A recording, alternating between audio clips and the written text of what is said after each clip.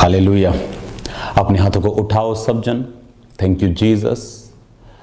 खुदाबंद तेरा पवित्र आत्मा इनकी जिंदगियों में कार्य करें। आज जितने जन खुदाबंद इस लाइव टीचिंग को सुने, तेरी पवित्र आत्मा के जरिए ब्लेस्ड हों खुदाबंद। इनकी जिंदगियों से हर वो कमी निकले खुदाबंद जो तेरी ओर से नहीं, तुझसे जो दूर करती है खुदाबंद। तेरा वचन इनकी जिंदगियों में आज काम करे, पवित्रताई में, सामर्थ में, नए दर्शनों में खुदाबंद, नई ग्रेस में इन्हें लेके जाए खुदाबंद। मैं तेरे जीवित नाम में इन्हें आशीषित घोषित करता हूं खुदाबंद। तेरी हीलिंग का आत्मा इन्हें छुए खुदाबंद। जितने बीमार है इस वचन को सुने और चंगे हों खुदाबंद। तेरा पाक रूह इनकी जिंदगियों में, इनकी सेवकाइयों में ग्रोथ के साथ खुदाबंद इनको छुए। जितनी अंधकार की शक्तियां इनकी जिंदगी में काम करती, तेरे जीवित नाम में खुदाबंद इस वचन के द्वारा इनको छोड़ के जाती रहें। तेरे जीवित नाम में हम मांगते हैं, आमीन। यीशु मसीह के नाम में आमीन। हालेलुया। स्वागत है यीशु मसीह की प्रेजेंस में। आप देख रहे हो कि मैं अपने प्रेयर रूम के साथ बैठा हूं और ये परमेश्वर की विल है कि यहां से अब मैं आपको रोज या एक दिन छोड़ के या कभी भी जब परमेश्वर का आत्मा मुझे लेके आया करेगा, मैं आपको टीचिंग दूंगा। इसका रीजन ये है कि सिचुएशन कोई भी हो आपकी लाइफ में, वो मैरिज ट्रबल हो, वो फिजिकल ट्रबल हो, वो हीलिंग हो, वो कैंसर हो, वो एड्स हो, वो फाइनेंशियल ट्रबल हो,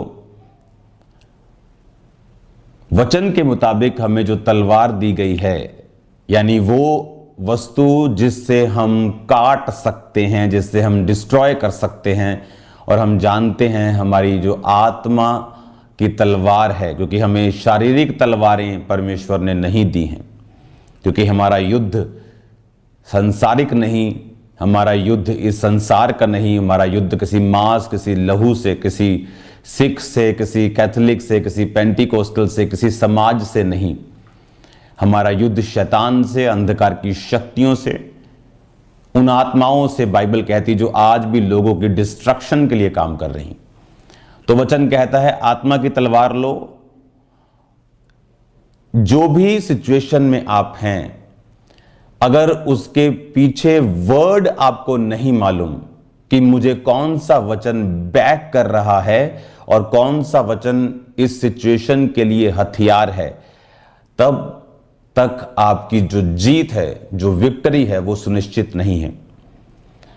एक व्यक्ति जो बहुत बढ़ा और एक व्यक्ति जो नहीं बढ़ा, उसका रीजन सिर्फ दृष्टि है, विजन है, आत्मिक समझ है कि उसको वचन की कितनी समझ है और वो वचन से किस प्रकार अपने उस केस को जो परमेश्वर ने उसको बढ़ने के लिए या ब्लेस होने के लिए दिया है, किस तरह से काम कर सके।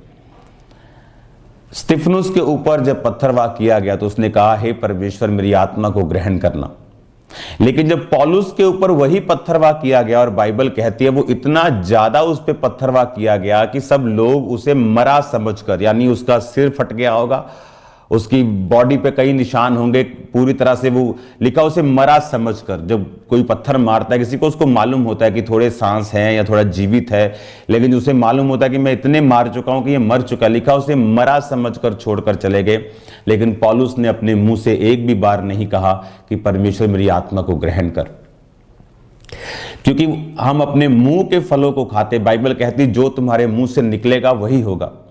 तुम्हारा जो मुंह है उसमें परमेश्वर ने ताकत दी है। और बाइबल कहती जब चेले पौलुस के करीब आकर खड़े हुए तो पौलुस उठ खड़ा हुआ और चेलों के साथ चला गया, और उसका जिक्र वो बार बार करता रहा। मैं पत्थरवाह किया गया, उसके निशान मेरे शरीर के ऊपर हैं, कोई मेरी देह के निशानों को तुच्छ ना समझे। तो वो सभी वही चीजें थी। उस वचन को मैं पढ़ना चाहता हूं आपके सामने। यशाया 54 उसकी 15, 16 और 17 आयत। मैं इसको बाद में पढ़ता हूं, आप इसे नोट करो। अब समझने वाली बात यह है कि जब आप ये बात समझ रहे हैं कि मेरे जीवन में कुछ भी वो सिचुएशन चल रही हो, अगर उस सिचुएशन के विषय में मुझे वचन की नॉलेज नहीं है, अगर मैं फाइनेंशियल इशू से होकर गुजर रहा हूं और मुझे नहीं मालूम कि परमेश्वर का वचन फाइनेंस के विषय में क्या कहता है, तो आप सफर करेंगे, चाहे आप क्रिश्चियन हो, चाहे आपने पवित्र आत्मा को भी क्यों ना पाया हो। क्योंकि पवित्र आत्मा को पाने का रीजन फिर ये नहीं है, फिर उसका रिजल्ट ये नहीं होना चाहिए कि हम वचन में पीछे हो जाएं, क्योंकि वचन आत्मा की तलवार है कि आपने सब ताकत को ले लिया, आपकी बॉडी बहुत मजबूत है, लेकिन अगर आपके पास उस युद्ध में तलवार नहीं है, हथियार नहीं है, तो आप उस युद्ध को नहीं जीत सकते। वो पवित्र आत्मा का बपतिस्मा आपको आत्मिक रूप से मजबूत और दलेर करता है, और पवित्र आत्मा को जो वचन है, आत्मा की तलवार है जो, वो उस अटैक को जो शत्रु ने आप पे किया उसको काटने में मदद और सहायता करती है। अब जब हम इस वचन को मैं आपके सामने जब पढ़ूंगा, आपको इस बात की नॉलेज होनी चाहिए। अगर ये वचन शायद इनके पास इन्होंने निकाला ना हो, टीम ने, अगर जल्दी से आप निकाल सकते हैं तो ये शायद, ये पवित्र आत्मा ने मुझे अभी बोला है बोलने के लिए, ये शायद 60, और इसकी हम पढ़ेंगे 5 आयत को,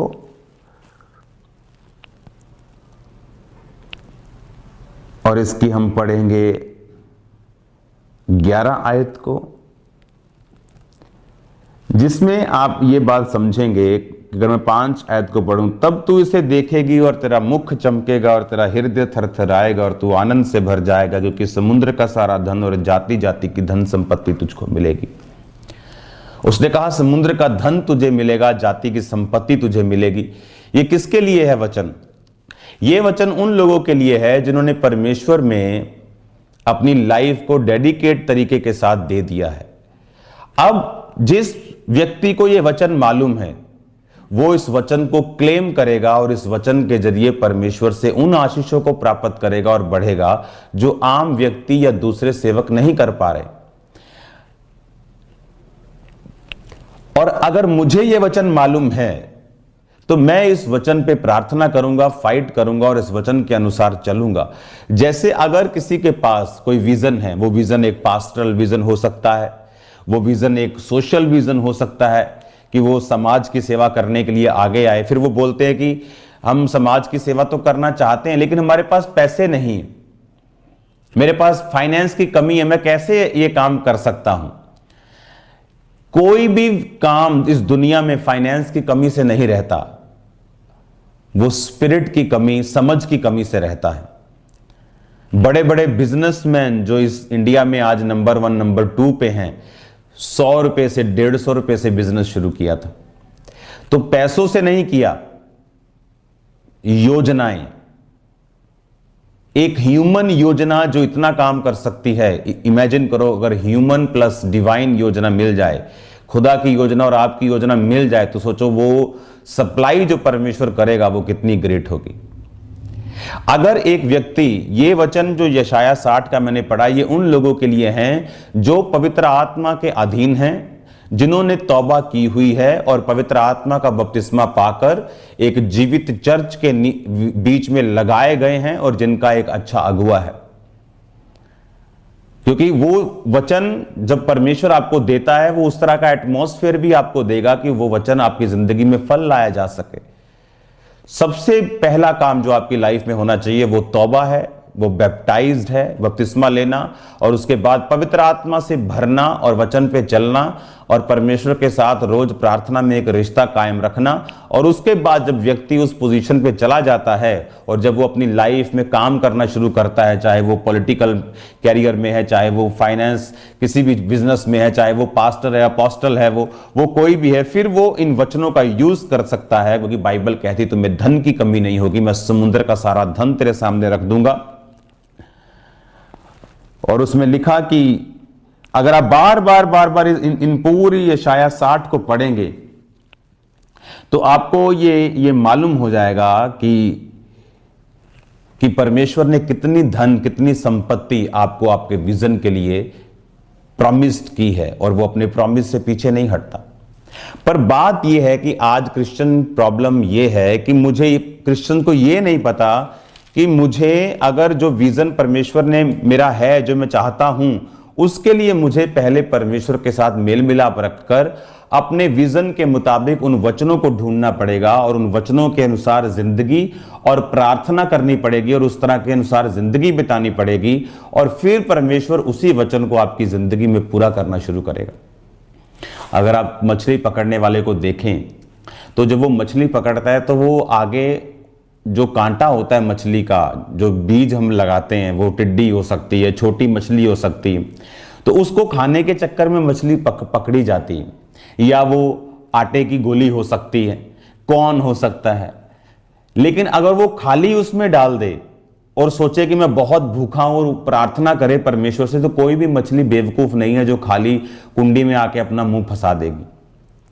अंटिल परमेश्वर की बहुत बड़ी कोई इनडायरेक्ट, जैसे पतरस गया और परमेश्वर ने कहा कि पतरस जो मछली निकले बंसी डाल, तो बंसी उसने खाली तो नहीं डाली होगी,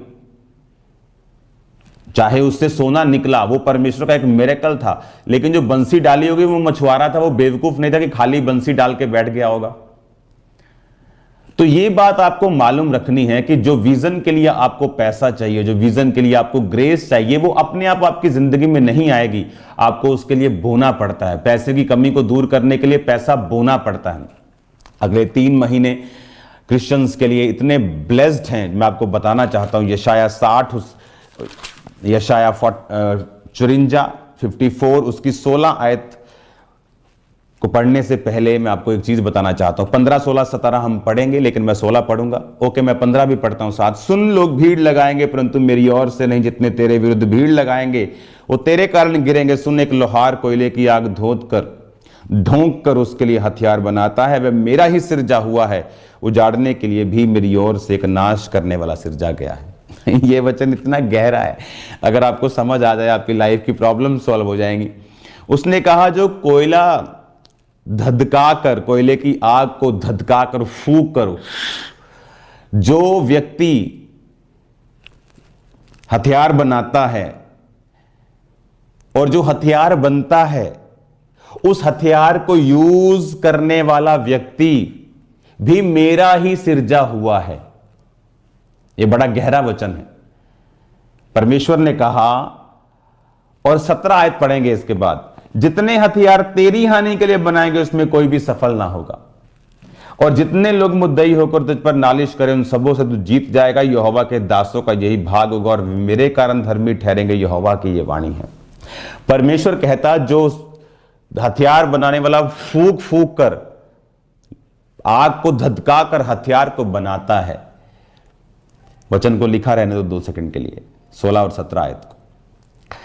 वो मेरा ही सिरजा हुआ है, और जो उसको उजाड़ने के लिए मेरी ओर से एक नाश करने वाला भी सिरजा हुआ है। यानी परमेश्वर ये कह रहा है कि nothing is out of control, कुछ भी आउट ऑफ कंट्रोल नहीं है।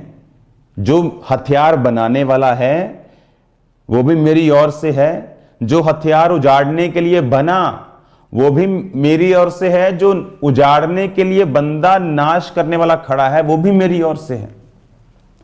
पर कहता, जितने हथियार तेरी हानि के लिए बनाए जाएंगे वो सफल ना होंगे।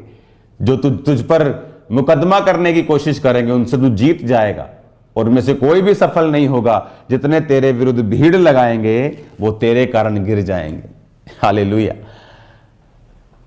विरोध होना, परमेश्वर कहता, ये मेरी ओर से है। मत समझो आपकी शैतान कुछ कर रहा है।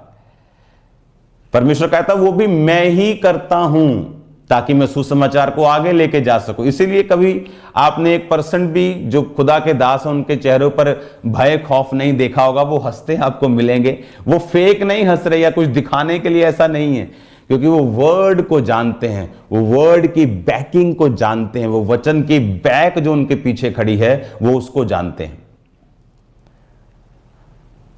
यहोवा ने कहा, nothing is out of control, जो भी हो रहा है वो मेरे कंट्रोल में है। वो नाश करने वाला भी मेरी ओर से है, वो विरोधी भी मेरी ओर से है, परंतु जितने हथियार इस वचन को जानने वालों, यहोवा के ऊपर विश्वास करने वालों के लिए बनाए जाएंगे, उनमें से कोई भी सफल नहीं होगा। परमेश्वर के वचनों को सुनने के लिए हमारे चैनल को सब्सक्राइब कीजिए और हमारी लेटेस्ट वीडियो सबसे पहले देखने के लिए बेल आइकन को प्रेस कीजिए।